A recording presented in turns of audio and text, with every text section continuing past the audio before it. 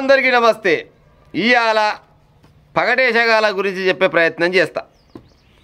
వాళ్ళని కొంతమంది హీరోలు అంటారు, నేనైతే పగటేశగాలని అంట. ఇంకో గాల ముచ్చట చెప్పే ప్రయత్నం చేస్తా. ఈయనే ప్రయత్నం చేయరే.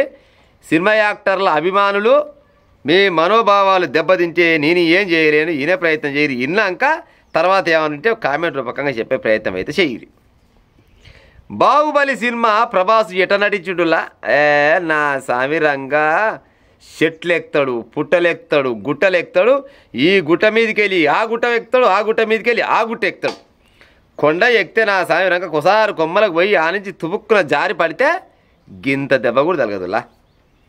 అదే మనం తట్టరైతలి కింద పడ్డా కానీ అదృష్టం బాగాలేనడు ముక్కు వాళ్ళకొని చచ్చిపోయిన కాలాలు కూడా చాలా ఉంటాయి. కానీ ప్రభాస్కు మాత్రం అంత పెద్ద కొండ మీదకి వెళ్ళి జారితే వెనకంగా గింత కూడా గీరకపోదు. ఎందుకు గీరకపోదు? యాక్టర్ ఆయన, hero Prabhas, young rebel star Prabhas. Rebel స్టారా ఏం స్టార్ అంటారు కదా, ప్రభాస్ ఆయనకు దెబ్బ తలగదు. ఇక బల్లాల దేవుడు నా సామిరంగా దునపోతును గుద్దితే ఏం గుద్దుకమంటే అది చిన్న సన్న గుద్దుకమా. ఒక్క గుద్దు గుత్తే మళ్ళీ అడుగు ముందలు కూడా దెబ్బకి నిర్రలేని బిర్రబిస్తుంది దునపోతు. ఆ తర్వాత ఏంటి రామారావు పులి ఫైటింగ్ చేస్తాడు. ఏది మన RRR సినిమాలో అబ్బర కొడుక ఒంటరవేలు టైంలో చేస్తాడు. ఇట్ట పులులు ఇట్ట చుట్టుముట్టు అన్ని పుల్లు వస్తుంటే ఆ మధ్యలోకి వెళ్ళి పులి లెక్క బయటకు వస్తాడు. కానీ ఒక్క పులి కూడా ఎన్టీ రామారావుని ఏం చేయదు. గట్ట నటిస్తాడు ఎన్టీ రామారావు. ఒక తీర నటిస్తే రామ్ చరణ్ సారు ఇంకా తల్లి పెడితేని తల్లి 100 మందిని ఒక్క దెబ్బకి చంపుతాడు. జర్ర చేపట్ల 100 మందిని మట కల్పిస్తాడు. ఎందరో మంది వేల మందిలో ఉన్న దొంగను కూడా అట్ట పోయి ఇట్ట పట్టుకొస్తాడు. పుష్ప ముచ్చట చెప్తే ఇక బాగుండదు. కానీ ఇంకో గిసబోంటి యాక్టర్లు వీళ్ళు ఈ పగటేశగాళ్ళు వీళ్ళు చేసే సినిమాలు ఎట్ట ఉంటే ఏం కథ అనేది చెప్పేది ఈ వీడియో. చూస్తారు కదా వీడియోని. అలా ఒకసారి వీడియో పెట్టే జనాలు అంతా చూస్తారు. వీళ్ళు ఎంత కష్టపడరు ఏం కథ అనేది. నువ్వు పెట్టుకరా వీడియో, నేను చెప్తుంటా ముచ్చట. ఫస్ట్ పెట్టిగా చూస్తారు కదా వీడియోని. బా ఏం నా సామిరంగా రాన దున్నపోతును కొడుతుంది చూడురే. గుద్దు నా సామిరంగా గుద్దు. అమ్మ ఆ దున్నపోతే అంటారా, చెక్కబొమ్మను పట్టుకొని దున్నపోతు లెక్క ఆ దున్నపోతును గుద్దిండు. పీగుడు మంతుడు బియ్యం రెట్టానే ఏం కొట్టుకంగా వచ్చిండు చూసిరా. ఇక హీరోయిన్లకు హీరోకి చూడుర్రి. ఈడంగా ఒకతాడు లేచి ఉరుకుతుంటారు. బాహుబలి సినిమాలో తమన్నా అయితే అట్టా లేచిపోతుంటుంది. ఇట్లా మొత్తం పక్షి లేచిపోయినట్టే ఎట్ట లేచిపోయింది చూస్తారు కదా. గీలే గాలు గీ పగటేశగాళ్ళే గా యాక్టర్లు అంతా. ఇంకా అదేది మన RRR సినిమాలో ఓ పొరగాడు నదిలో పడతారు కదా, ఇట్టా నీడ ఆడంగిడంగా వచ్చి ఇద్దరం చేకండించుకొని కాపాడదాం అనేది. ఎంత పొద్దుగా కాపాడుతూ చూస్తారు కదా. ఏం కష్టం అంటారు, ఏమి లెక్క అంటారు. అబ్బా గిసమో ఇంటి కష్టము. వాళ్ళకన్నా వస్తున్నా ఇంకా పెట్టాలి వీడియోలో. ఇంకేమేమి ఉన్నాయి అందరివి చూస్తారు జనాలంతా. ఏం కష్టం చేస్తుంటాడు నీలో. ఓ అమ్మ చిన్న సన్న కష్టం కాదు. గింత కష్టం చేసినందుకు వీళ్ళకు ఒక్కొక్క మోతవారికి 50 కోట్లు, 100 కోట్లు, 150 కోట్లు, జర్ర గట్టిగా వీక్తోనికి 200 కోట్లు ఇస్తారు కూలి. వీళ్ళు సినిమాలలో యాక్షన్ చేసినందుకు, వీళ్ళు నటించినందుకు 200 కోట్ల రూపాయలు ఇస్తారు. ఇచ్చి మరి ఏడికెళ్ళి వెళ్తాయి ఈ పశలాన్ని అంటే, ఇక మేము తీసిన సినిమా చూడురు అయ్యా మా సక్కదానాల సినిమాని ఏమన్నా తీసినాం ఆ సినిమా ఇక చూడురని ఇక మొదటి భాగం అని, రెండో భాగం అని, ఈ షోలని ఆ షోలని ఇన్ని రకాల షోలు వేసి జనాల దగ్గర కోట్ల రూపాయలు గుంజే ప్రయత్నం చేస్తారు వీళ్ళంతా. నిజంగా వీళ్ళు యాక్టర్లే కావచ్చునా, వీళ్ళు ఆయమన్న నటులే కావచ్చునా. వీళ్ళకు ఫైటింగ్ చేపిస్తేందుకు ఇద్దరు, డ్యాన్స్ చేస్తేందుకు ఇద్దరు. వాళ్ళు 12 సార్లు చెప్తే వీడు 13వ సారికి సెట్ అవుతారో కాడ నమ్మకం తక్కువ. లజ్జ తప్పినోడు లడాయికి పోతే వెనక ముగ్గురు పీగుడు కాళ్ళు అన్నట్టు వీళ్ళు యాక్టర్లు వీళ్ళు చెప్తుంటే వీళ్ళు చేస్తుంటే చెప్పలేక తలకాయ పానం తోగలకు వచ్చేటోళ్ళు చాలా మంది ఉంటారు. అంత అయిపోయినాక ఇక నటించిండు చూడురు నాయన ఓజీ హాజీ అనుకుంటూ వస్తాడు. ఓజీలా నా సామిరంగా పవన్ కళ్యాణ్ కొడుతుంటే పవన్ కళ్యాణ్ కొట్టినోడే ఉంటాడు. తన సంపుడు. ఇక పవన్ కళ్యాణ్ ముచ్చట గట్ట ఉంటే ఇక బాలకృష్ణ ముచ్చట.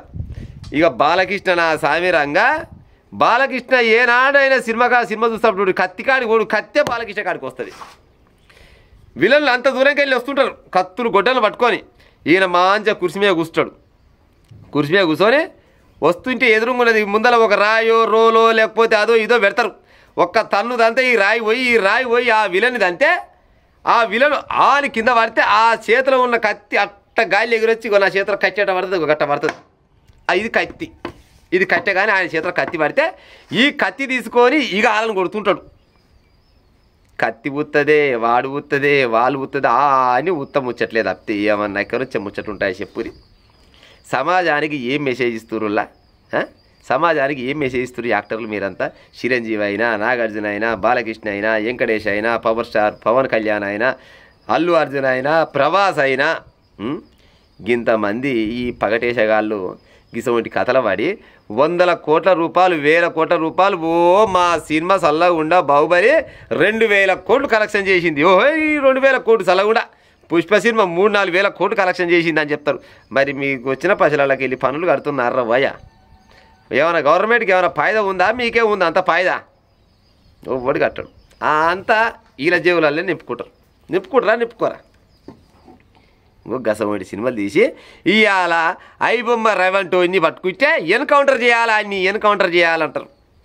ఎన్కౌంటర్ మిమ్మల్ని చేయాలి. ఎన్కౌంటర్ సమాజంలో మొత్తం సినిమాలతోటి సర్వనాశనం చేసింది ఎవరంటే మీ పగడేసేగాళ్ళు మీరు కాదా? 2 గంటల సినిమాలు వస్తే 2.5 గంటలు ఏముంటుంది సినిమా. 2 గంటల 20 నిమిషాలు 30 నిమిషాలు ఉంటే 2 గంటలు మూతవారి మొత్తం లంగా దొంగ బయటపై పనులే చేస్తాడు యాక్టర్.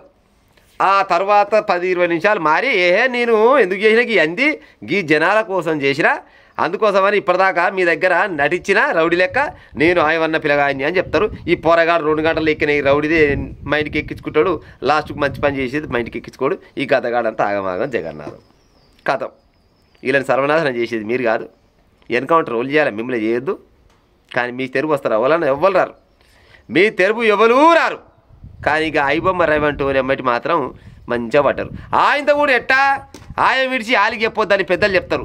ఆడు పుసుకుర మంచుకున్నప్పుడు లేకపోతే మంచం మీద ఉన్నప్పుడు ఎన్నో పాడై పెళ్ళానికి చెప్పినట్టయా నేను గీ పని చేస్తాను చెప్తే మంచుకున్న రోజులు ఏ సపోర్ట్ చేయలేదు. జర ఆమెకు ఆయనకు జరంతా బెడిసి కొట్టాగానే నా మోడు లంగా దొంగ బయట వైగాడు ఆడు మొత్తం గీ ఒకరి పని చేస్తుండని చెప్తే గప్పుడు పట్టుకపోయి లోపలేసి. అంతేగాని అప్పటిదాకా దొరకపోవు, ఇక కూడా దొరకపోవు, నేను పాడైపోను. దొరికితే సి కళ్యాణ్ అంటాడు, చిరంజీవి అంటాడు, నాగార్జున అంటాడు మా కష్టాన్ని మొత్తం దోసుకుంటురు. ఏం కష్టం రా నాయన, మీ కష్టం నాశనం అయిపోను. చూసిరు కదా ఎలాగా వీడియోలు ఒక్కొక్క ఆయన ఎట్టెట్ట ఎగురు దుంకుతుండు. అది అలా కష్టం. ఆయమన్నా కంప్యూటర్లు వచ్చినాయి. కంప్యూటర్లో మొత్తం 90% సినిమా కంప్యూటరే చేస్తుంది. ఒక్క 10% వీళ్ళ ముఖం అవుపడుతుందికి ఆ ముఖానికి కూడా పాడైపోను 12 రకాల అవేమంటారు మేకప్లు వేసి ఒక వన్యకు తీసుకొచ్చి ఒక గీడు మన యాక్టర్ అని చూపిస్తే ఇంత చూపించినందుకు ఒక్కొక్క పీగుడు మంతునికి 50 కోట్లు 100 కోట్లు 150 కోట్లు 200 కోట్ల రూపాయలు కూలి తీసుకొని జనాల సొమ్ము తింటానికి తలిగిరు. ఇవాళ సినిమా ఏదన్నా సినిమాకు పోవాలంటే ఇవాళ థియేటర్లకు సాధారణ వ్యక్తి సినిమాకు పోవాలి. హైదరాబాద్లో ఏదైనా మల్టీప్లెక్స్ సినిమా థియేటర్లో సినిమానే చూడాలంటే దగ్గర 4 పోతే భార్య భర్త 2 పిల్లలు పోతే 4-5 వేల రూపాయల ఖర్చు వస్తుందిలా. అట్లా సినిమా చూసిన వాళ్ళంటే కామెంట్ పెట్టే ప్రయత్నం చేయరు. 4-5 వేల రూపాయల ఖర్చు అయితేనే బయటికి వెళ్తాడు, లేకపోతే వెళ్ళడు. సినిమా టికెట్కే 700-800 రూపాయలు సినిమా టికెట్కే కూల్ డ్రింక్స్కి ఏం కావాలి? మొక్కజొన్న కంకులు బయట 10 రూపాయలు పెడితే రామసక్కదనం కాల్చిస్తారు. కానీ అందులో మాత్రం 200 రూపాయలకు ఒక మొక్కజొన్న కంకు ఉంటుందిలా. 200 రూపాయలు మరి రైతు కాడికి వస్తారక 5 రూపాయలే. ఆ 5 రూపాయలకు కొని పట్నం వస్తారక 10, 15, 20 అవుతుంది.